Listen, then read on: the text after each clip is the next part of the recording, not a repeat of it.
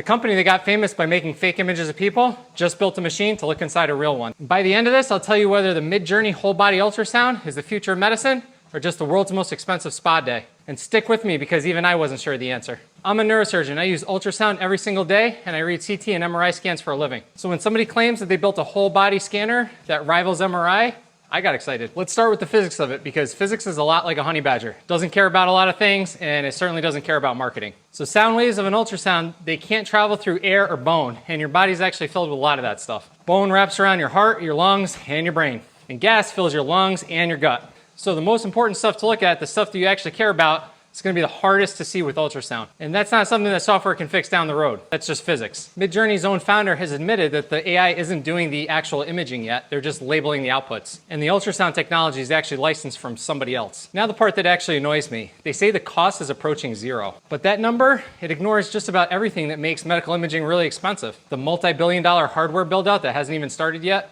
The FDA clearance that takes years and millions of dollars. Facilities, staffing, radiology interpretation, and liability. Sure, net zero might be the cost of the sound waves themselves, but not the cost of the system. And even if the scan were free to produce itself, no one opens a wellness spa to give things away for free. The number on your invoice is going to be very different than zero. And that's what stings, because I'm a huge proponent of radiation-free imaging and imaging outside of typical hospital settings. I really want this direction to succeed. But under everything, there's a fundamental math that breaks down. If you screen millions of healthy people, even a near-perfect test is still going to produce hundreds of false positive results. And these aren't false alarms that are going off in your kitchen when you're cooking.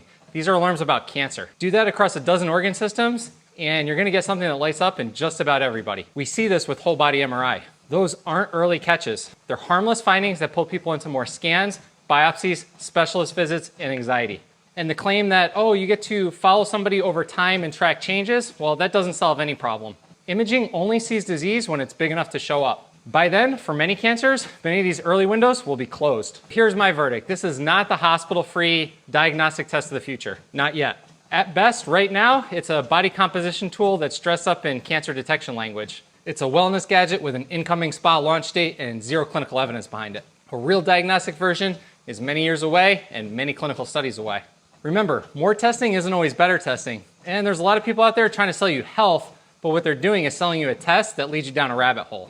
And I'm sure this isn't the last we're going to hear about it. So follow along for more from the front lines of medicine right here from my treadmill.